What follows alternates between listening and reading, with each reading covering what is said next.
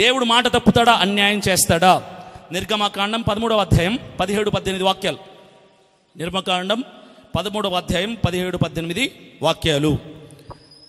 మరియు ఫరో ప్రజల్ని పోనీయగా దేవుడు ప్రజలు యుద్ధం చూచున్నప్పుడు వారు పశ్చాత్తాపడి ఐగుప్తుకు తిరిగి వెళ్ళిపోదురేమో అనుకొని ఫిలిస్తీయుల దేశము సమీప అయినను ఆయన ఆ మార్గమున వారి నడిపించక, అయితే దేవుడు ప్రజలను చుట్టూ దారియగు ఎర్ర సముద్రపు అరణ్య మార్గమును నడిపించను.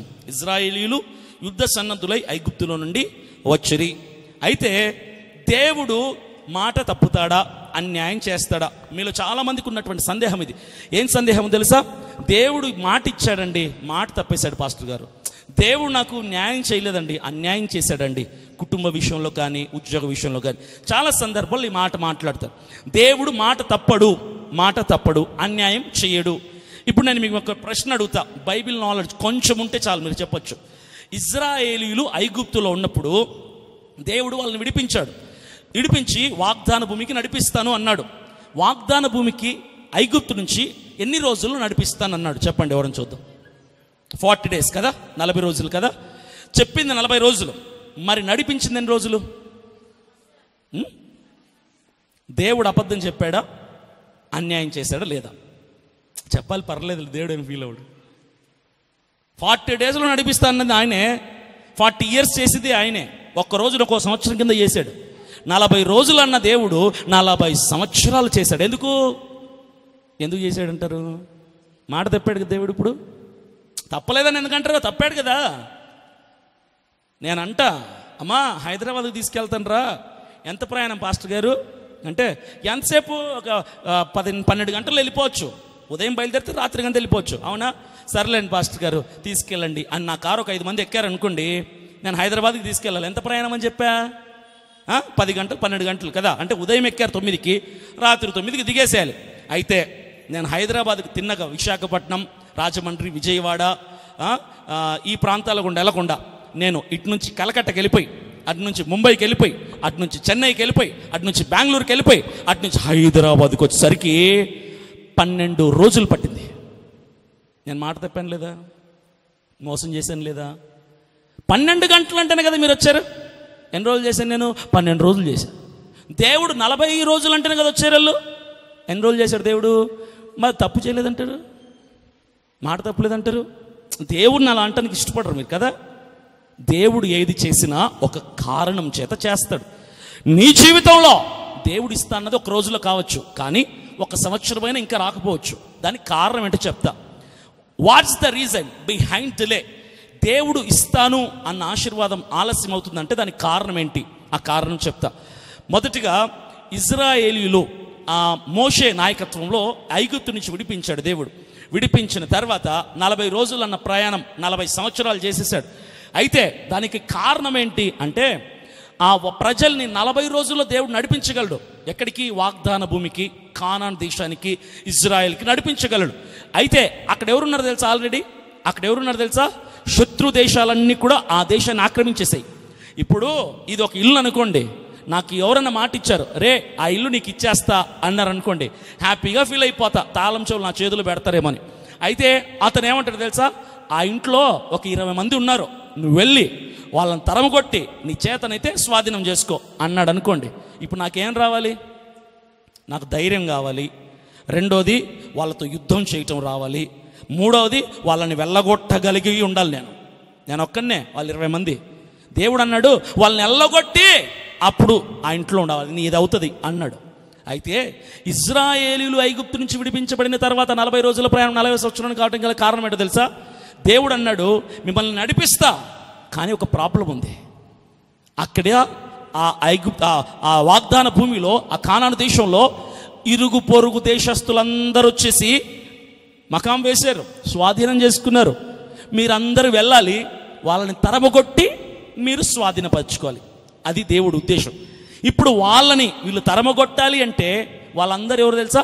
యుద్ధ సన్నద్ధులు, కత్తులతో, వరలో కత్తులతో, డాలుతో యుద్ధం చేయటం వచ్చిన వాళ్ళందరూ. ఐగుప్తు నుంచి ఇజ్రాయేలీయులు బయటకు వచ్చారు కదా, వీళ్ళు ఎవరు తెలుసా? అప్పటి వరకు 430 సంవత్సరాలు, దాదాపుగా 5 తరాలు ప్రజలు ఏం పని చేసేవాళ్ళు తెలుసా? ఇటుకలు తయారు చేసేవాళ్ళు. మట్టి కలిపే వాళ్ళు, బుడదను తయారు చేసి గోడలు కట్టే పనులు ఉంటాయి కదా, కూలి పని చేసేవాళ్ళు. ఇజ్రాయేలీయులందరూ ఐగుప్తు దేశంలో బానిసత్వంలో కూలి పని చేసేవాళ్ళు.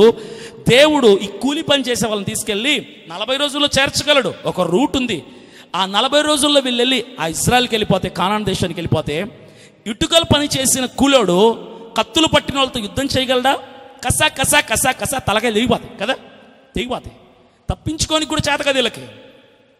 అయితే ఇక్కడ రాసిన మాట అదే, మరొకసారి చదువుతాను.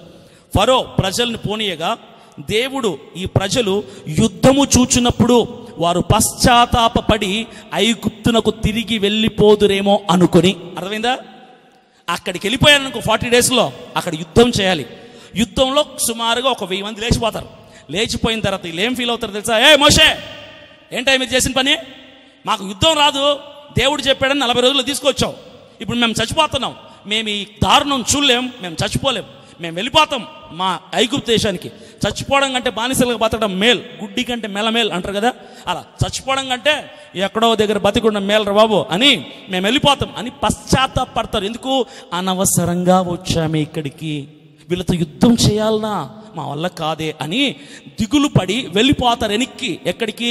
ఎక్కడి నుంచి వచ్చారో అదే బానిసత్వంలోకి వెళ్ళిపోతారు. కాబట్టి దేవుడు ఏం చేశారు తెలుసా? 40 రోజుల్లో నడిపించడానికి దగ్గరైన అదే 18వ వాక్యం. అయితే దేవుడు 17వ వాక్యంలో ఫిలిస్తీయుల దేశము సమీపమైనను ఆ మార్గమున వారిని నడిపింపలేదు. ఫిలిస్తీయుల దేశం గుండా ఈ ప్రజలందరినీ తీసుకెళ్తే దేవుడిచ్చిన మాట ప్రకారం 40 డేస్లో రీచ్ అయిపోతారు. కానీ అక్కడికి వెళ్తే ఏం చేయాలి?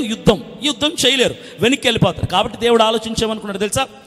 దేవుడు అయితే ప్రజలను చుట్టూ దారియగు ఎర్ర సముద్రము అరణ్య మార్గము గుండా నడిపించెను. చపలోడి ప్రభుని మహింపరుతాం. చుట్టూ మార్గమగు, ఇప్పుడు గేట్లోంచి తిన్నగా డోర్లోకి రావాలి అంటే ఈ గేట్లోకి వచ్చి అటా చుట్టూరా కాంపౌండ్ వాళ్ళలోంచి చుట్టూ వచ్చి ఈ డోర్లోకి ఎంటర్ అయితే ఎలా ఉంటుంది? దేవుడు అలా తీసుకెళ్ళాడు వాళ్ళని. ఈ 40 సంవత్సరాల తర్వాత కూడా చేయాల్సింది యుద్ధమే కదా పాస్టర్ గారు అంటారు మీరు. ఈ 40 సంవత్సరాల దేవుడు వాళ్ళని ఏం చేశారు తెలుసా? అక్కడి నుంచి బయలుదేరిన తర్వాత సంకన పిల్లల్ని పెట్టుకొని వచ్చిన వాళ్ళు ఉన్నారు కొంతమంది, మార్గమధ్యంలో ప్రసవాన్ని ఇచ్చిన వాళ్ళు, బిడ్డల్ని కన్న వాళ్ళు కొంతమంది ఉన్నారు. అయితే చిన్న పిల్లల్ని, మార్గంలో పుట్టిన వాళ్ళు కొందరు ఉంటారు కదా, వీళ్ళందరినీ ఈ 40 సంవత్సరాల్లో ఎక్కడ పుట్టారు వాళ్ళు? రాళ్ళల్లో, అడవుల్లో, ఎడారుల్లో, సముద్ర మార్గంలో పుట్టి తిండి సరిగ్గా లేక గాలికి, ఎండకి, వర్షానికి తడిసి ఎండిపోయి వాళ్ళు రాళ్ళలాగా తయారయ్యారు.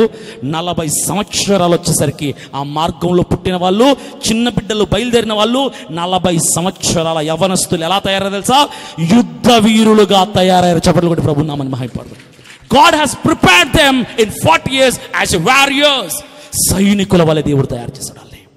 మార్గ మధ్యలో చిన్న చిన్న యుద్ధాలు జరిగాయి, సిద్ధమైపోయారు. అందుకే చివరిలో ఉంటుంది, ఇజ్రాయేలీయులు యుద్ధ సన్నద్ధులై ఐగుప్తులో నుండి వచ్చారు. దేవునికి స్తోత్రం కలుగును గాక.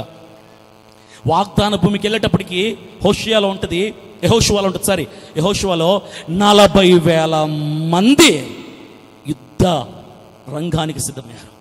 40,000 మంది. 40 సంవత్సరాలు దేవుడు ఎందుకు ఆలస్యం చేశాడంటే యుద్ధానికి సిద్ధం చేయడానికి. నీ జీవితంలో దేవుడు ఎందుకు ఆలస్యం చేస్తున్నాడో తెలుసా? ఆశీర్వాదాన్ని నువ్వు బ్యాలెన్స్ చేసుకోలేవు.